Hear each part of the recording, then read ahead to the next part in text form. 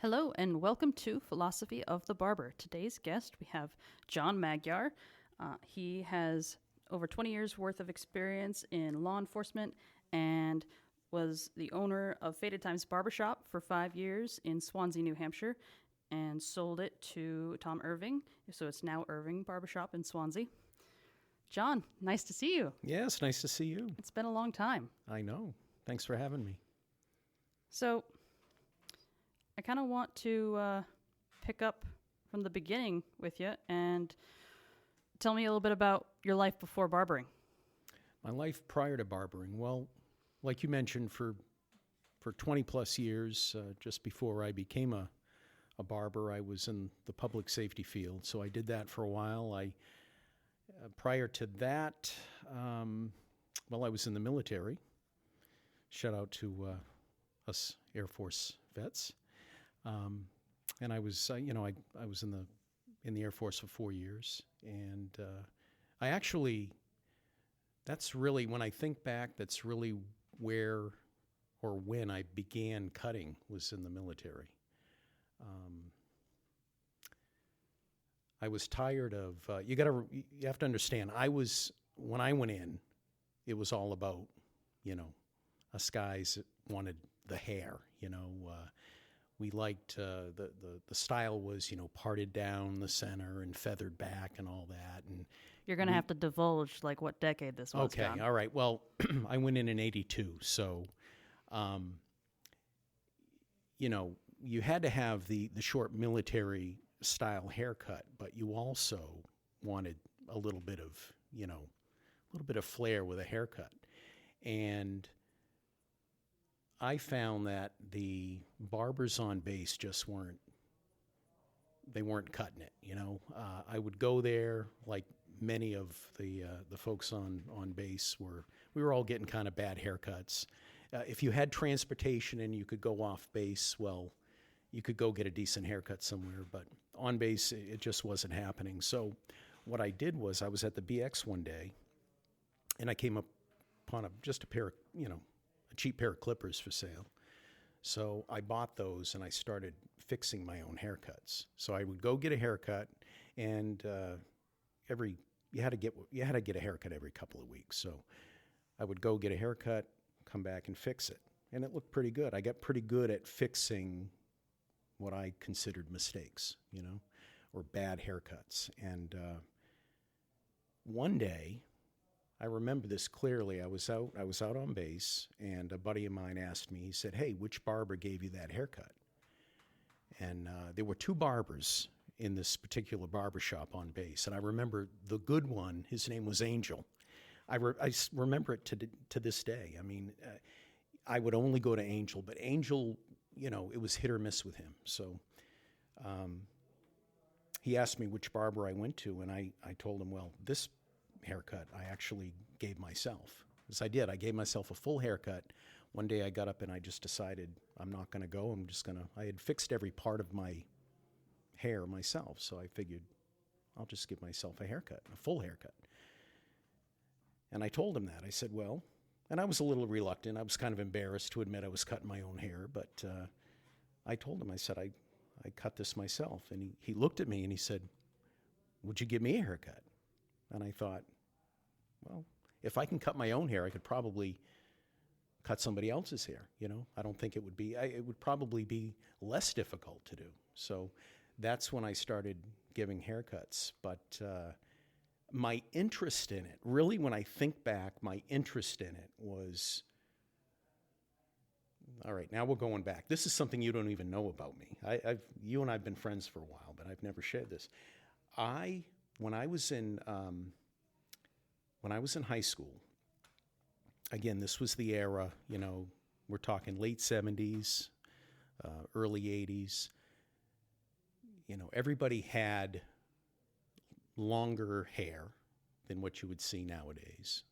Layered hair, feathered, that was the style back then, every guy out there, whether they want to admit it or not, they wanted to look like John Travolta. They wanted that hair. So I'm the oldest of 5 boys. So you can imagine when I was growing up, my dad would take all 5 boys, down to the barbershop, and we would sit there and just get the buzz cut. And I literally had that same haircut right up until I was in high school. And I didn't want that haircut.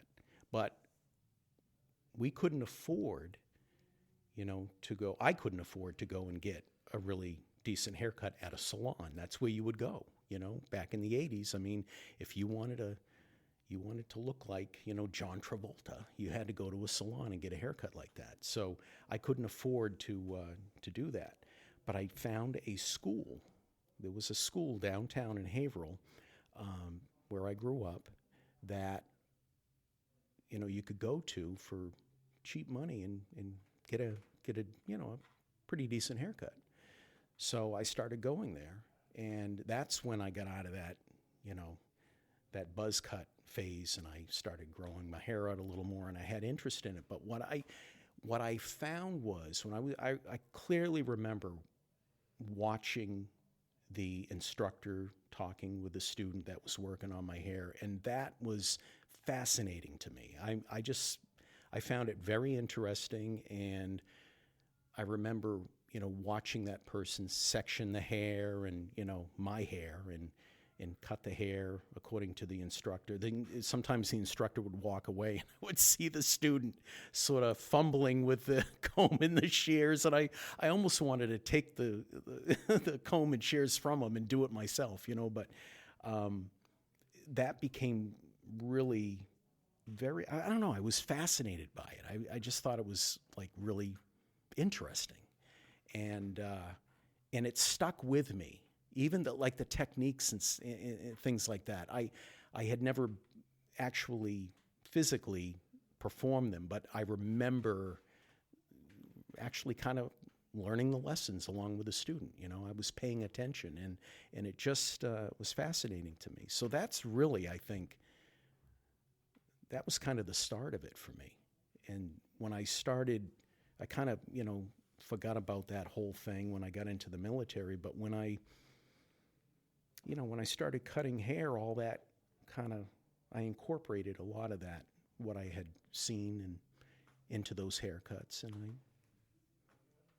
anyway, that's how it came about for me, anyway. So what made you choose, after you got out of the military, to go directly into law enforcement as opposed to possibly going into the hair thing? Was it partially, a really good question. Was it partially a perception of career differences? Yeah, it was definitely a perception. It was definitely a perception. I think, I don't know, I had in my mind that it was probably a profession where I would not make a lot of money. And I don't know why I perceived it that way, but I just thought, well, I was, again, to kind of back up, I love art, and I love drawing and painting, and I've really never taken any lessons, but I can pick up a paintbrush, and I love to do oil paintings. I predominantly do landscapes, things like that. And I love art. And I remember people in my family kind of steering me away from that, telling me, you're not going to make any money in that, doing this. You should do something else. So I think that seed was planted, whereby if I'm using my artistic abilities, I'm not going to make a lot of money. I think that seed was planted early on, and that's kind of why I think I shied away from that. I was right out of the military, and I did have a spark of interest in law enforcement while I was in the military. I actually volunteered to work with the security police. Back then it was security police and LE. You had SP and LE, so security police and law enforcement. And I was actually approached and asked if I would help work with the security police during a training exercise. And they wanted me to infiltrate the flight line, which I thought, how cool is that? I was actually able to get right on the flight line, which we were forbidden to do, and get up close to, an F-4 Phantom fighter. And I just thought, well, this is going to be a once-in-a-lifetime opportunity. I get to step over a red line. Oh, yeah. Oh, that was definitely it. And in fact, as you know, you probably remember, there were red circle painted around each aircraft. So we use boxes now. Okay. Well, this, we're going back to these were the olden days, okay, Bree? But there were these red circles around these planes. And you basically, I don't know if this would be true or not, but we were told if you ever cross that line, you're probably going to be shot. So, I mean, we stayed away. Yeah, you're done. So I remember asking the person that was organizing this training, I said, look, if I get on the flight line, can I get to one of those planes? Would you let me cross that red line if I could get that close? And he said, oh, absolutely. Go for it. I said, all right. Well, I thought, I'm a young guy at the time, and I was in really good shape. And I remember them dropping me off at the end of the flight line. And everybody out there knew that there was an exercise going on. And it was basically to test the security of the flight line. And I remember crawling basically on my belly through the weeds, getting up as close as I could to one of the planes. And then I thought, I'm just going to get up and go. I mean, I could run like a deer back then. So I thought, I'm definitely getting to the plane. My goal was to actually touch the plane. That's what I wanted to do. Because, I mean, what a great story, right? You go back to the barracks and share this. So, yeah, so I got to the point where I thought I can get up and I'm going to be able to do this. And I remember taking 3 steps onto the flight line and a voice from the heavens coming over some speaker, they said, you stop where you are. And they described what I was wearing, hands to your, hands above your head, and, spread your legs. And next thing they told me to turn around. So I couldn't see what was coming, but I could hear it. And it sounded like, an army of people running, approaching me. And boom, I was on the ground and in handcuffs before I knew it. And there were people standing all around. And I thought, I want to be a part of that. I mean, I was amazed at how they all worked together as a unit. I thought that was really neat. And anyway, when I got out, I pursued a career in law enforcement. But that's kind of what sparked that.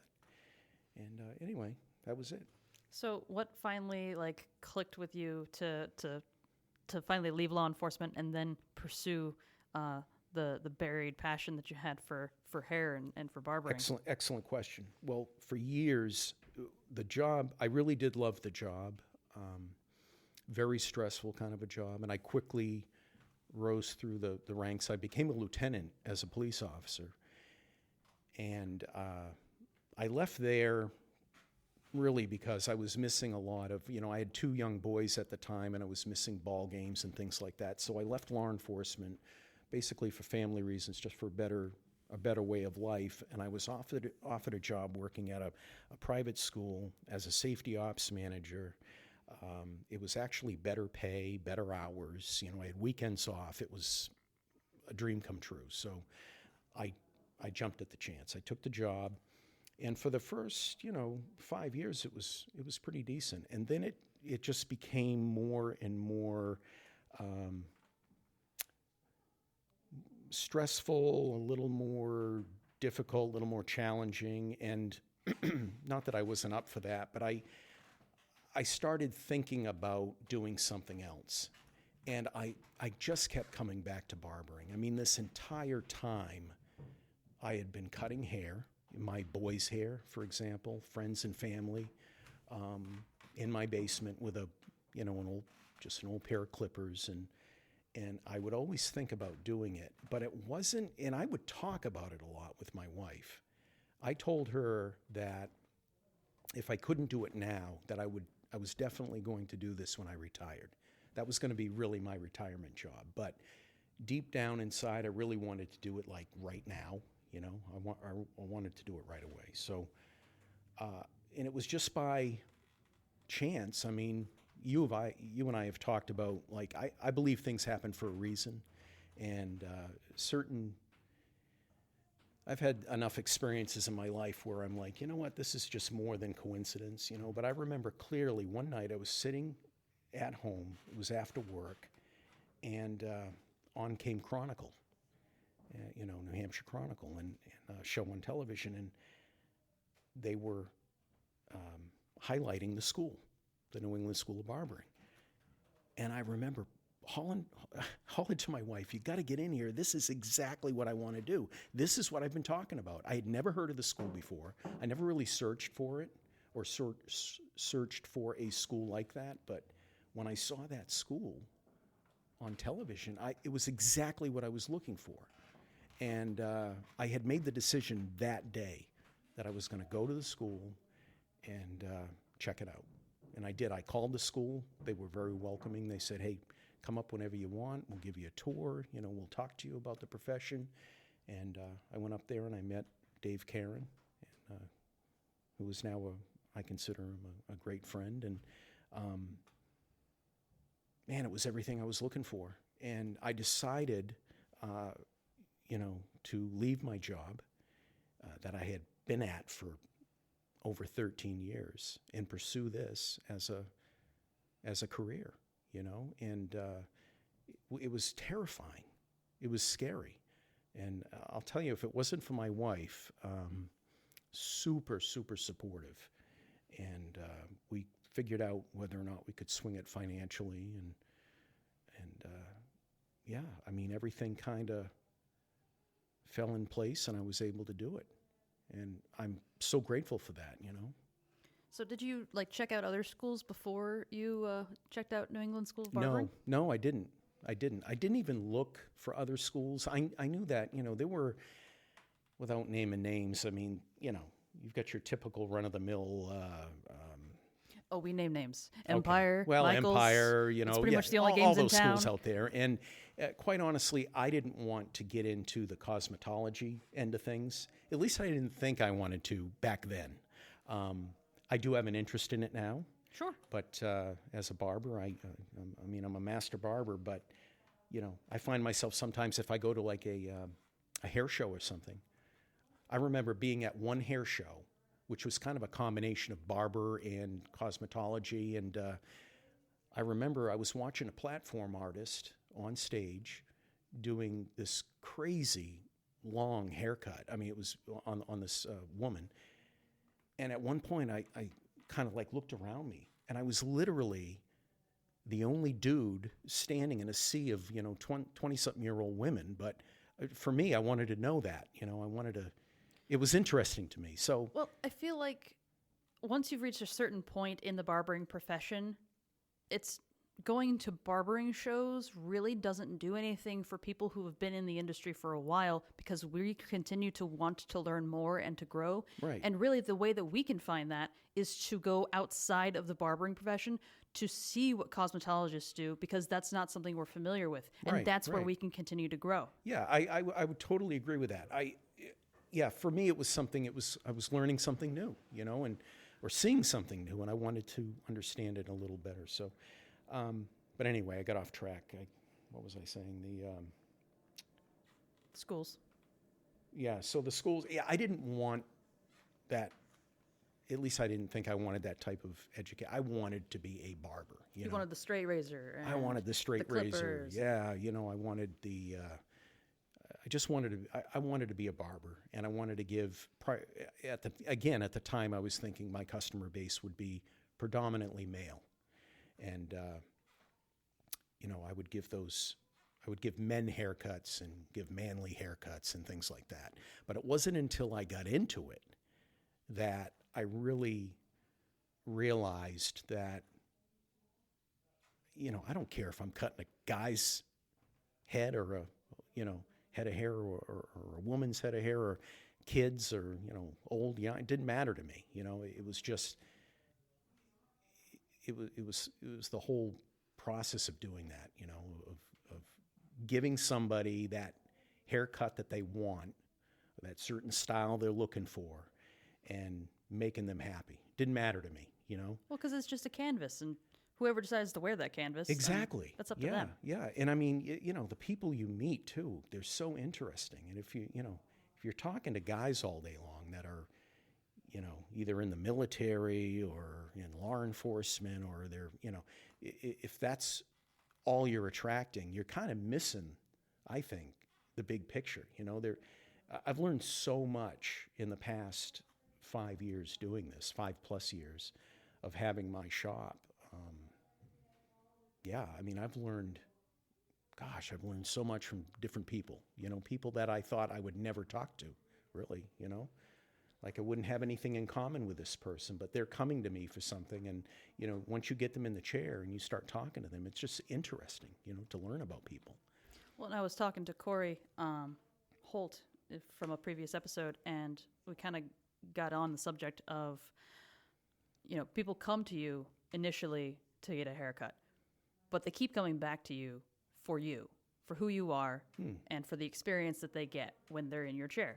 You can always grow in developing the haircut that they want, but if they connect with you, they're open to you, and they're willing to give you another chance. Right. So it's kind of the same way on the barber's end, where you have to be open to allow anybody in your chair, so that you can open yourself up to learning, to having an experience, to trying something new. Right. Because otherwise you're denying yourself the ability to grow. Oh, yeah. No, I would agree. I don't know. For me, I just loved it. One thing I remember a customer once saying to me, I hadn't seen this person for about 4 weeks, about a month.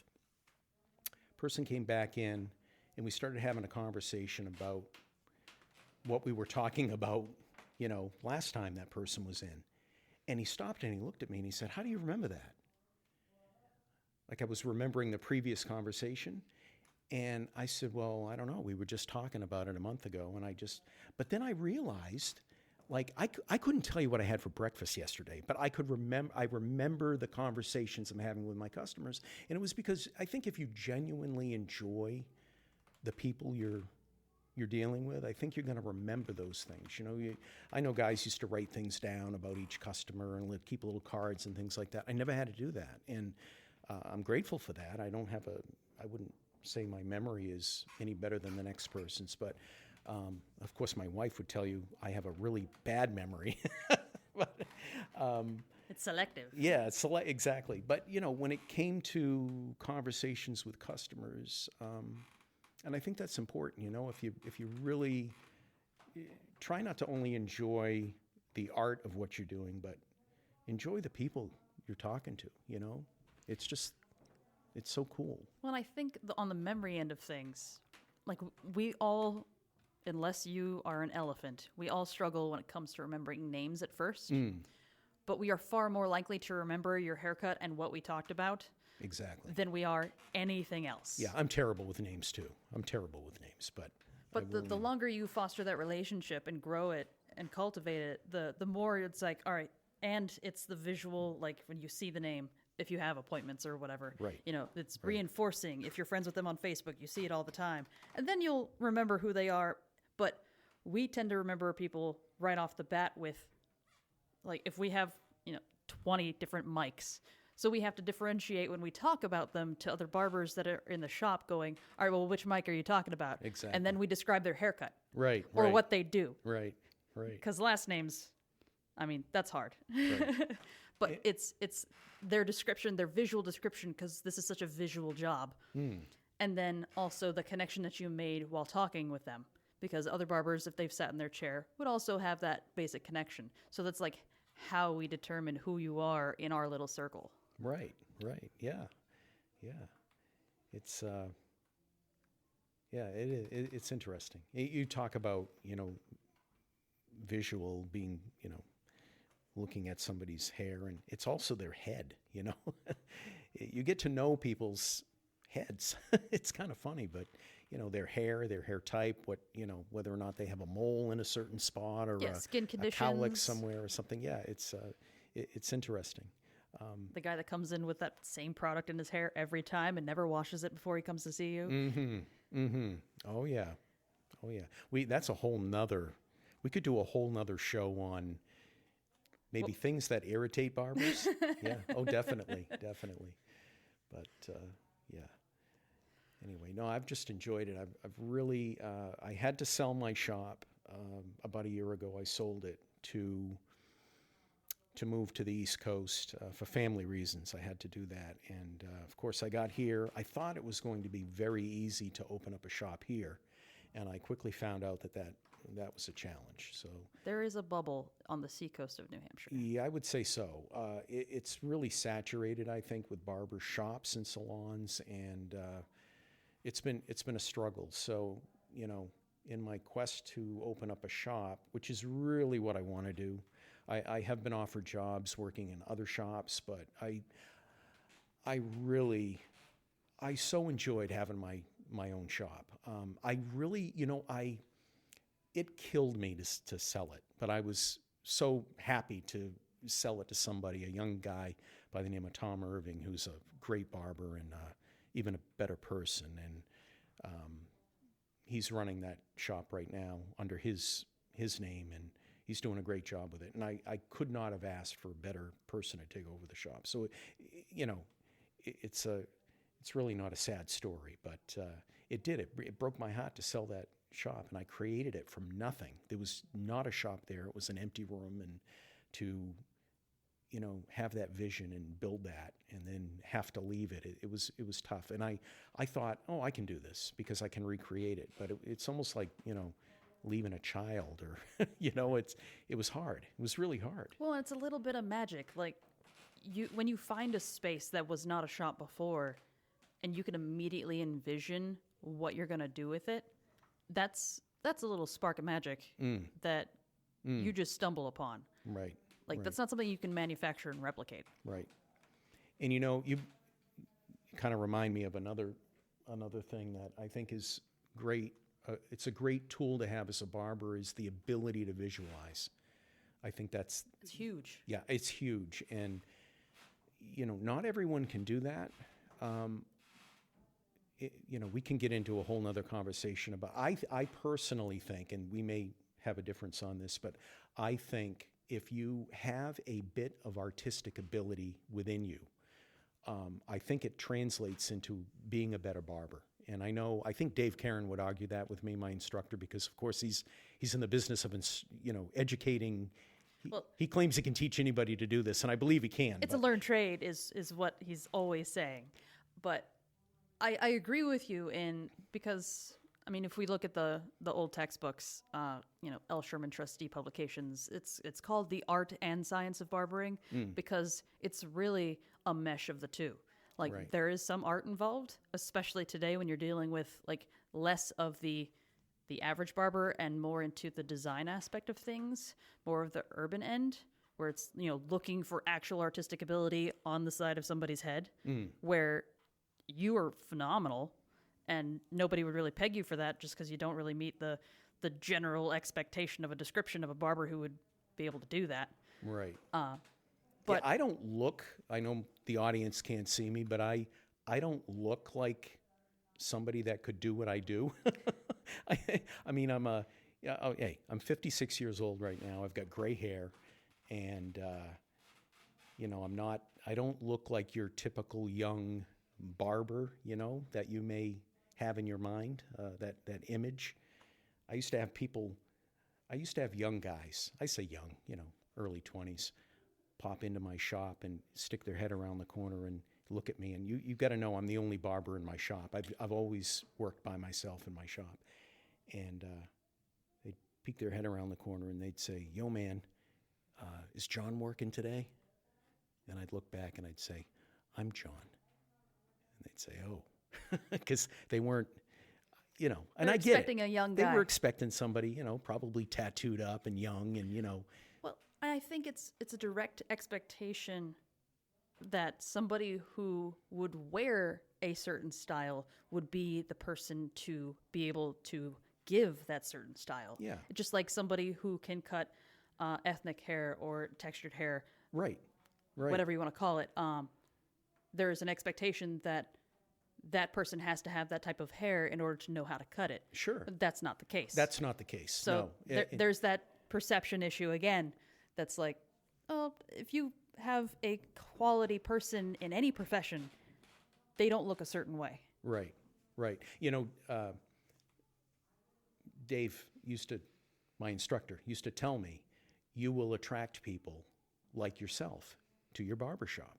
And he was right to a certain degree, because once you start turning out haircuts or designs, I used to do designs, hair tattoos, people call them too. And I used to turn those out. Well, all your work is out there. It's like a billboard for your shop, and people say, yo, where'd you get that? Somebody says, oh, go to Faded Times. John can do this for you. And they show up. I don't think they're expecting me, because let's face it, I did some crazy stuff, and I'm proud of it. I love it. But, and it's funny too, you talk about the stuff, I used to do things with designs with some color and different crazy things. And it was funny because when my kids were growing up, they always wanted a little something edgy, and I would forbid them to have that, because I know, and I feel bad now. I feel like I've robbed them of that, because now I'm doing it. It seems to, every other haircut I'm doing something. Remorse of a father. Yeah, well, it's and I remember another barber telling me, I was so proud to tell, my friends, hey, my kids have never been to a barbershop. I've always cut their hair. And one of the guys I went to school with turned to me once and said, you've robbed them of that experience. And I felt terrible, because for a second I thought, oh yeah, you're right, I did. They've never had that opportunity as a kid to go to a barbershop, and smell the lather and the cologne and the experience of being there and hear the conversation. They didn't have that, but oh well. I can't go back. I feel like conversely, they had a little bit of extra quality time with their dad. Oh, thank you, Bree. That's a good way to look at it. There's a silver lining to everything, yes, John. Yes. You're right. Well, now, where I have sold the shop, my son, who lives in Keene, is actually going to Tom, and he's having to open his wallet now and pay for a haircut, which he's never had to do. So, you won't drive all the way down to the seacoast? No. And I've put the clippers aside for a bit. I will most likely pursue, once we get through this whole, COVID-19, and man, my heart goes out to people that are like yourself, that are actually, I was out of the business when this whole thing happened. But for folks that have shops that are doing it, hey, I feel you, that it's tough. And my heart goes out to everybody out there that's, trying to make ends meet, or just now opening up. It's tough. It's been tough. And I've been keeping tabs with certain people, and man, I don't even know what to say. That's who would have thought, right? Well, it's crazy. Taking a step back and not being so personal of perspective, I remember one of the big sales pitches of entering this profession was it's recession proof.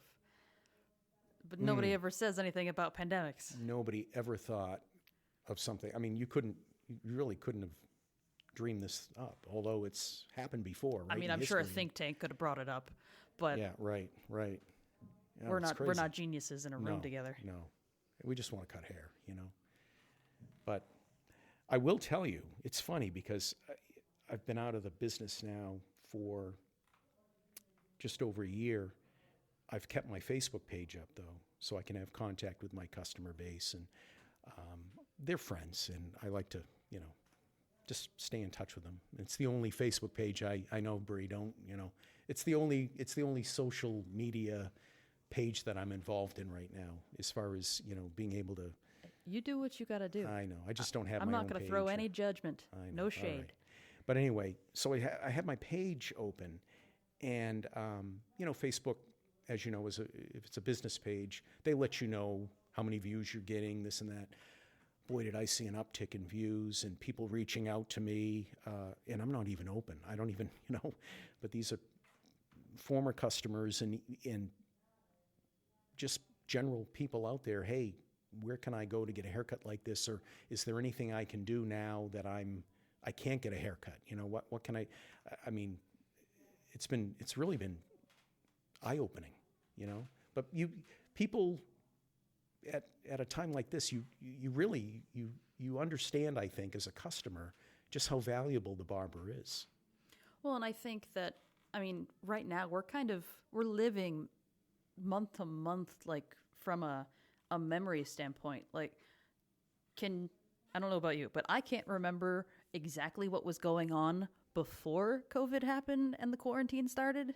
Like, I know that things happened, but I can't tell you exactly when. Like, we got a new couch at the shop this year, but I can't tell you when we got it. Right. So I think quarantine's kind of like that right now for us. Oh, We're yeah. like, opened up, stay-at-home order, like revisions and, restrictions slowly being lifted. But so quarantine, like that 2-month period is now kind of like that. Like I remember things that happened, but I can't necessarily always remember in what order. Right. So there were parts where, customers were fantastic. They're reaching out, wondering, what they can do, buying e-gift cards.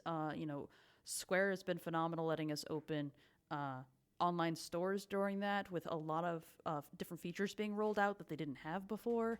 Like, if you worked with Square, they're phenomenal. And I'm sure other companies opened up those stores for a lot of their patrons. That's great. But I think one of the highlights was really seeing how supportive the community is if you've grown a good shop and have a solid customer base, as to how much they care about you as a person and want to make sure you're okay. Right. And most people, in fact, other than getting e-gift cards, which they're happy to use whenever, some of them are even like, I don't even want to use it. Like, give it to somebody who needs it, which we're happy to do. It's really like reaching out. They don't want to buy a product. They just want to help you. So, and I'm not somebody personally to ask for a handout. Like, I have a little too much pride for that. Right. Personally.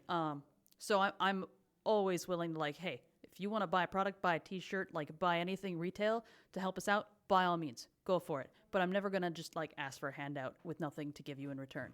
Right. But out of all of the people reaching out and wanting to know how they can help, by virtue of the traffic, like putting up a hey, if you don't want to buy anything but you still want to help, you can add a donation button. And so people took advantage of that, and that was so heartwarming. That's a great idea. And, splitting everything with my barbers because we're all in the same boat. That's great. I mean, that's great. That's a great thing to do, I think, And I'm kind of surprised at how many customers, as we're coming back, really like are wondering, all right, so did everybody come back? Like, do you have all of your barbers? Right. Like, they're expecting that somebody might drop off here or there. Yeah. But like, we stuck together as, a team and as a family. Like, we kept in contact. Justin had a baby during the quarantine. Wow. Harvard was finishing up his semester in college. Like, we wanted to make sure that everybody was good to go. Yeah. Hey, you're a family, It's all, it really is. It's the whole barbering community. I view it as a family. Yeah, that's great. That's great. Well, that was another thing, the network of barbers around, because you can compete, if you want to call it that, but you can all win in this kind of thing if you're doing it right. But reaching out to other barbers, going, hey, do you have a glove contact? Because some of these things were hard to get, PPE, to I can reopen. Imagine, yeah. I Going, was trying to keep my my finger on the pulse during this to try to, see I was concerned about, folks like yourself and other friends I have in the business. And even though I didn't have my shop and had those struggles, I was trying to see what was going on, from a business perspective. And yeah, I know PPE was tough to get. Sure. And sanitizer, things like that. It was great having fellow barbers, reach out, going, sending links to places, going, all right, you can get masks here. Sending links going, hey, this is a phenomenal contact. You'll get in 4 days, you'll get your order of gloves. Capes, man, capes were worse than toilet paper. Right. Well, I think the whole idea behind that is folks were having to really, you got to wash them, right, in between? Is that what they're recommending? Between every customer. So we had to up our cape count. Right. So that capes became valuable. Oh yeah. So thank goodness for wholesale accounts who actually make capes. Right. Awesome. Because that was the only places that I could find them that weren't price gouging, and that you actually knew when you'd get your order. So how is it now, though? Do you feel like you have enough? Do you have enough supplies now? Oh yeah. We have plenty of supplies. I was fortunate personally, just by virtue of owning a 6-chair shop, is I had a case of Barbicide concentrate on hand. Right. And more so, that I Good. was willing to like give it to another barber and give him a case of gloves or whatever. So it wasn't like toilet paper for you. No, in fact, we still have toilet paper from before COVID. Well, yeah, you need to have that too, right? Oh, wow. Gosh. So we were very fortunate on a number of fronts. Yeah, well, that's good. That's great. And not everybody is necessarily so lucky, but to have that network and to be open enough to talk to other barbers, 'cause some people are like, there's another barber in town. We don't talk. We're like, because they're competing for the same people. But it's like, you're all in a boat with a hole in it. Like, you might have different boats, but you both got holes. Right. So if you can help each other, that'd be great. So that's how I look at it, is like, hey, like, if I'm struggling, that means you're probably struggling. Right. So Yeah, if you I got can to help, help I'm each other willing. out. I mean, it's just the way it is. Yeah, I never felt like when I had my shop, I never felt like I was in competition with another shop. I never felt that way. I always felt like, we were all friends. I mean, the people that were around me and around my shop, and we were all very, very friendly with one another. We would actually we were talking about this earlier, we would send customers, back and forth and things like that if we were too busy, and it went both ways. So, yeah, it's a family, it really is. Well, and I think it's kind of like dealing with a downtown merchant community. Like, you have the mindset that, because it's typically owner operated, like, it's your business, you're going to run it the way you want to run it, very, very independent. And barbers are very much the same way, because one of the perks of being in the profession is that you can be your own boss and, run your own destiny. So I think there's something to be said when people can put those independent compulsions aside for a little bit and look past you and go a little bit broader and go, all right, we have camaraderie in our love of this profession, which is one of the reasons what's great about the podcast is that, like, I get to talk to barbers with so many different backgrounds.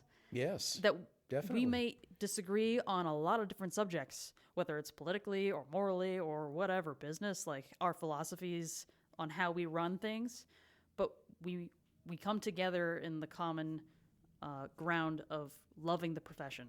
Right. And having a passion for it. Right. And I think it makes it that much more interesting because,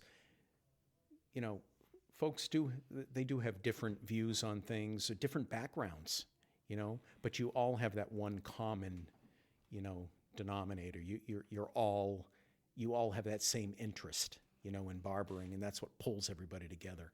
But it makes it that much more interesting, I think, when you've got all these different people, from different cultures and different, I just found it, I don't know, I love it.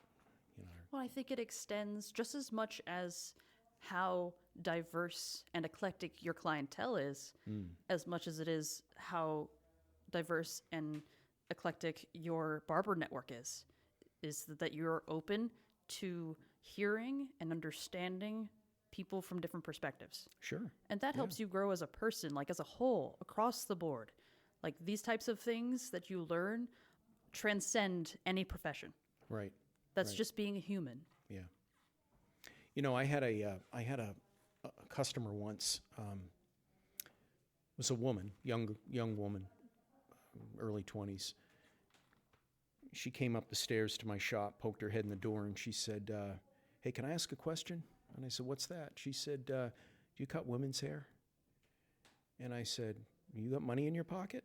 He said, "I'll cut anybody's hair, It doesn't matter to me. I mean, you want a haircut, come on in, But I found out, I got talking to her, and she was coming from another shop not too far from mine, and they only cut men's hair. And they actually turned her away. And I was floored by that. I was just floored by that. I would never turn anyone away. I don't care who they are, Yeah, that was crazy to me. And I only had one male customer. I had finished up cutting a woman's hair, and she left, and this person got in the chair and complained about the fact that I allowed women in my shop. And I stopped and I said, "Look," I said, "I'm going to tell you right now, I don't know what you thought the shop was all about, but I don't care who comes through the door. You know, if they want a haircut and they're respectful in here of me and my shop, and they're welcome, you know? Yeah. I didn't think I would see him again, but he came back, you know? So. Well, I think sometimes it's a matter of educating people. Now, it's the person's decision whether or not they want to learn the lesson you're offering them. So that was really his choice to make. Is, all right, am I going to go back to that shop? Yeah, or he was am an I older not? gentleman, and I think he was kind of he had an idea of what the barber shop was like. Sure. And you know, I mean, some of I don't want to peg just the older generation, but I find a lot of the older men think it's okay to tell an off-color joke or whatever. But the thing is, look, hey. I've been around. I mean, we were in the military. I know how it is, and sometimes locker talk goes on and everything, and I'm not condoning it. I certainly don't condone it in my shop, but, I think, and this, again, this goes off in a whole nother area of conversation is, controlling conversation in the barbershop and doing things the way you want to do it. But, I didn't allow any of that. I was just, I would put a stop to it, and in a nice way. I'd tell him, hey, we don't talk like that in here, or, and you got to remember, I was right near a college too, so we would have, sometimes I'd get 3 or 4 guys coming in, all friends, from the college, and they want to talk about their night on the town last night, and I've got, a mom and a little boy waiting for a haircut in my shop. So, as a business owner, we have to control the conversation sometimes in there, and put a stop to things that may be inappropriate. I just didn't allow that kind of stuff in my shop because I viewed my shop as a family shop, and it was a shop for everyone. I didn't want anyone feeling offended if they were coming to my shop. So, Right. Save it for another time, guys. I would tell them, but yeah.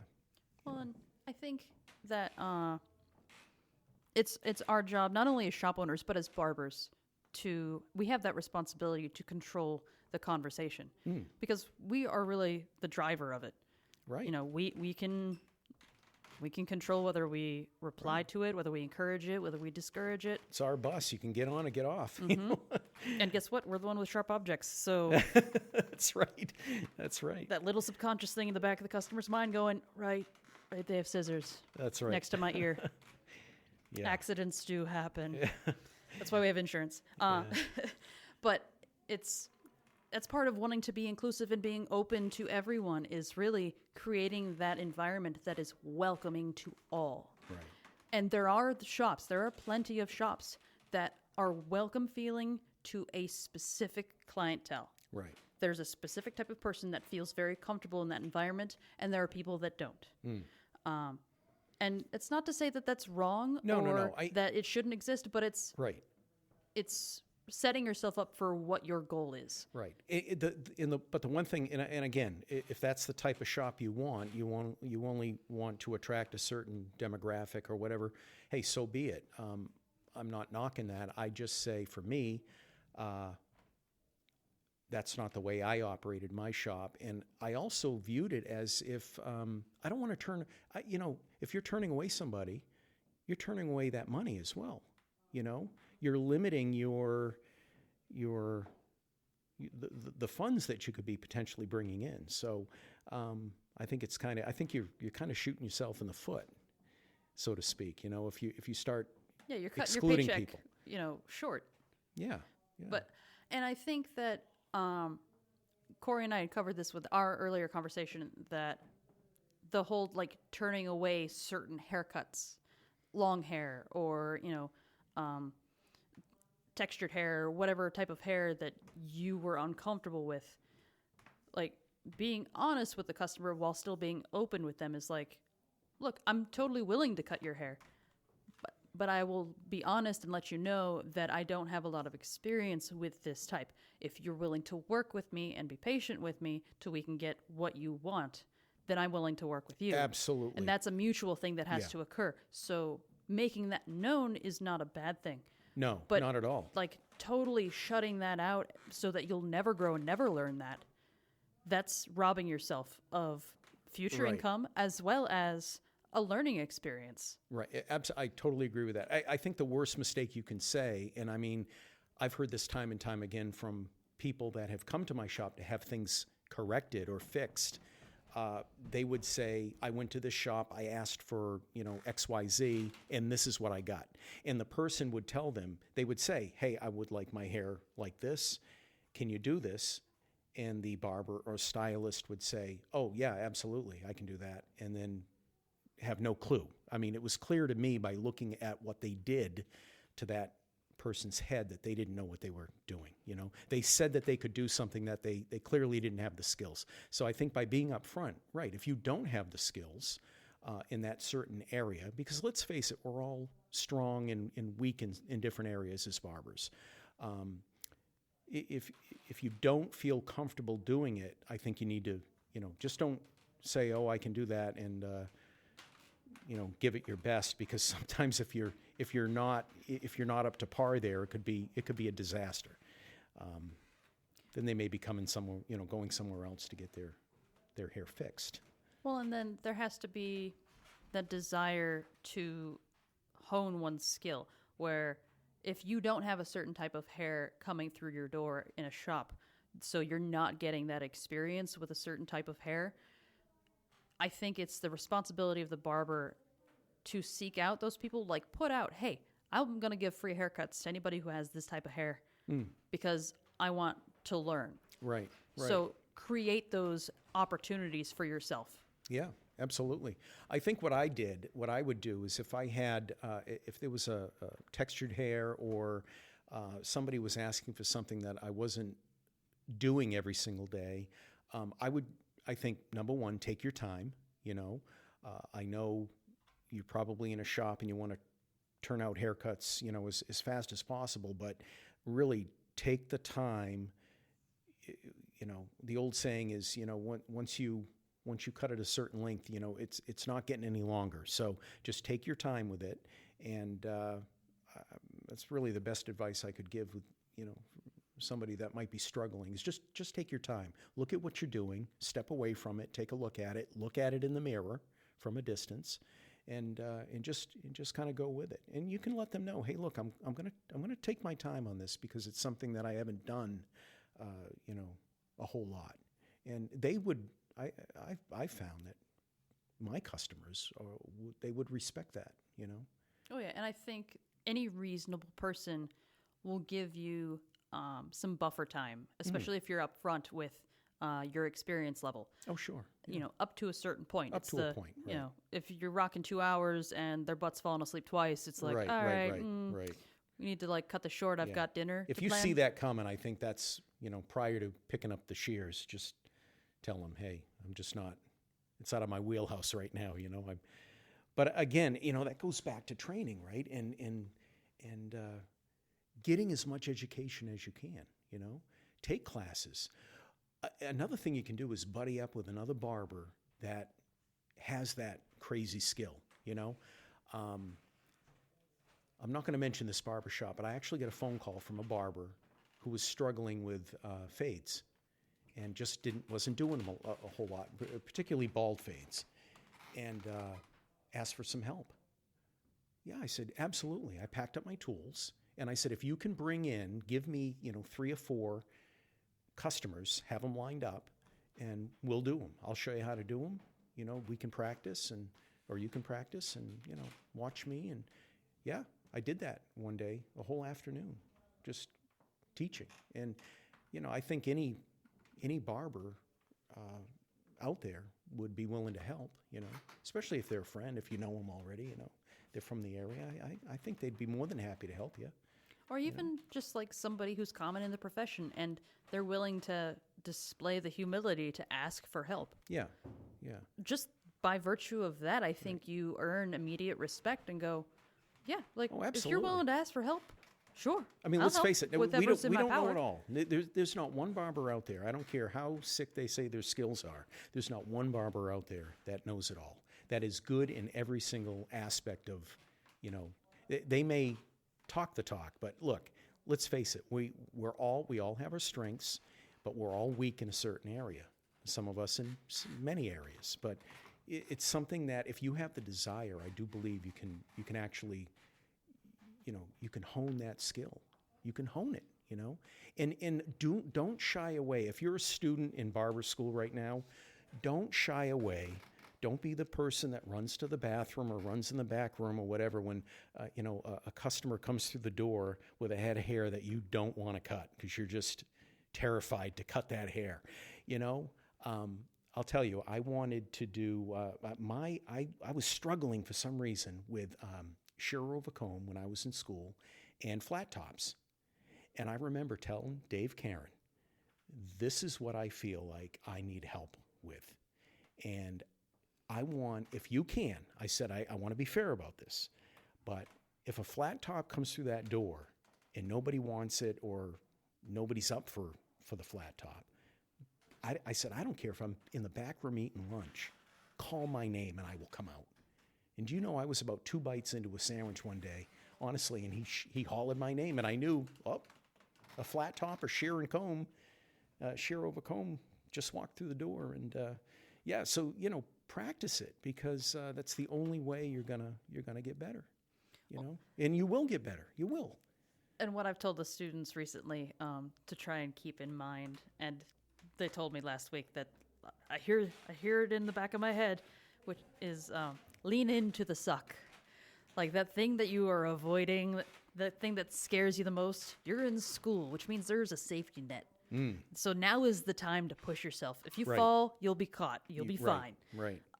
So lean into the suck. Don't fall into it because it gets real sticky down there. But just lean into it, and you'll come out a lot better because you'll have faced that fear. You'll have tackled it. You'll have most likely learned something new after that haircut. Whether it's that person is really really cool, or you picked up a technique that finally clicked in your head. Yeah. Like something good will come out of that. Yeah, definitely. Don't shy away, for sure.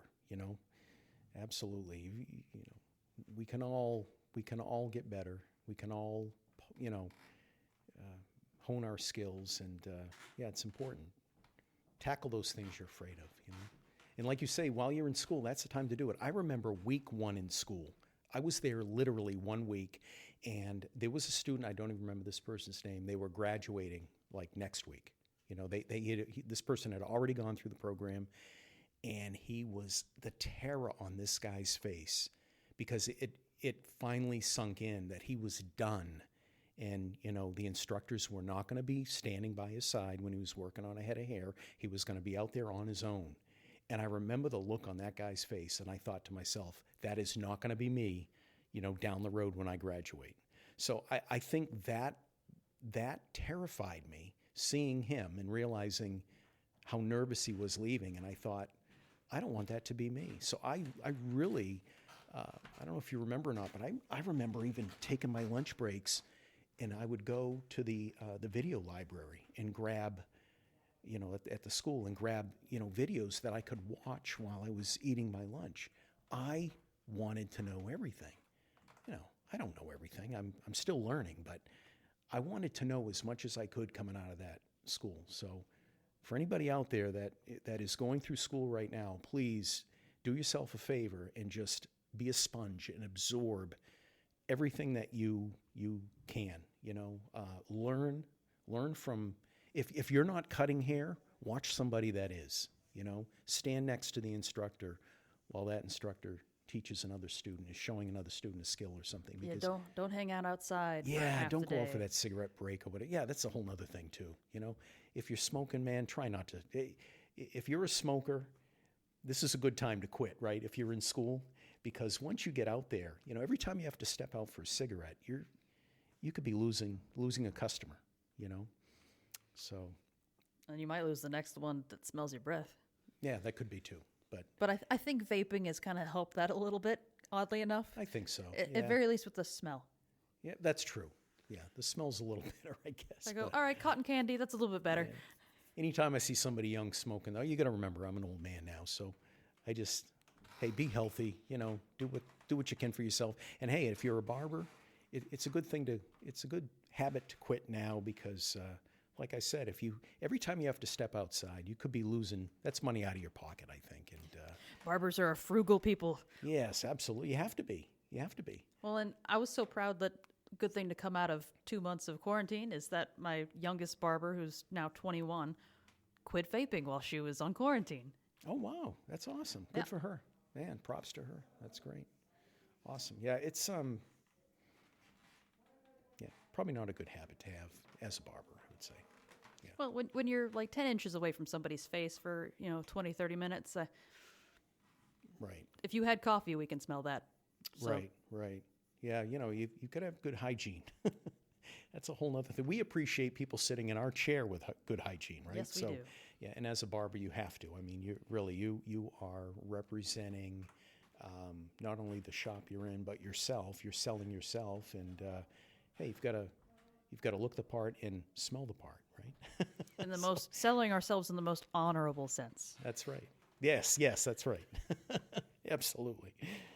Well, John, it's been phenomenal talking with you and catching up. Thank you so much for coming on the show. Very welcome. It's been a lot of fun. I look forward to hearing what's coming forward for you next down the pipe, and we'll be sure to look out for you. All right. Thank you.